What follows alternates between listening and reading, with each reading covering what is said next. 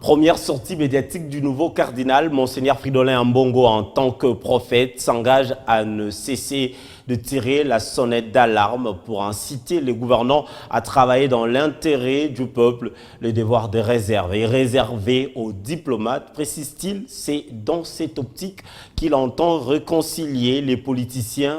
Autre sujet abordé au cours de cette conférence, la gratuité de l'enseignement de base, mais également l'insécurité dans l'Est de la RDC.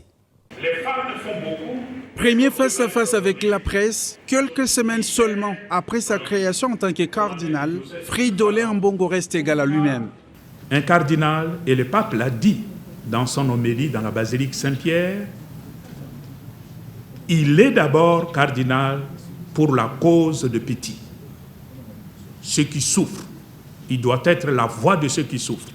Et pour cela, il doit parler quand il le faut. Le devoir des réserves, ça ne s'applique pas à un prêtre ou à un évêque. Le devoir des réserves, c'est pour les diplomates. Nous ne sommes pas des diplomates. Nous sommes des prophètes. Et un prophète n'est pas lié par le devoir de réserve. Parce qu'il doit parler quand il le faut. Il doit prêcher à temps et à contre-temps. Même au prix de mécontenter le puissant de ce monde. Il n'est pas obligé par le devoir de réserve. Autre sujet évoqué au cours de cet échange avec les chevaliers de la plume, la gratuité de l'enseignement des bases et le multiple grève dans des écoles catholiques. Si le président annonce la gratuité de l'enseignement, nous le soutenons.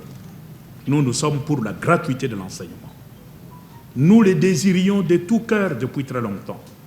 Seulement, nous voulons une vraie gratuité qui ne va pas fragiliser le système éducatif tel que ça existe maintenant. Gratuité signifie payer correctement tous les enseignants.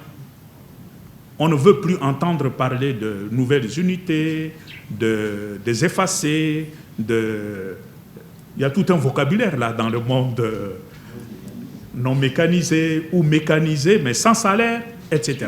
Terminé avec cette affaire-là. L'insécurité dans l'Est et les dernières offensives des FARDC pour en finir avec les ADF et d'autres groupes armés dans cette partie du pays, la réponse du cardinal. Nous travaillons sur la situation à l'Est. Après le cardinalat à Rome, moi j'étais resté à Rome pour le synode qui a traité de l'Amazonie. Nous avons terminé le synode le 27. Le 28, j'étais à Genève.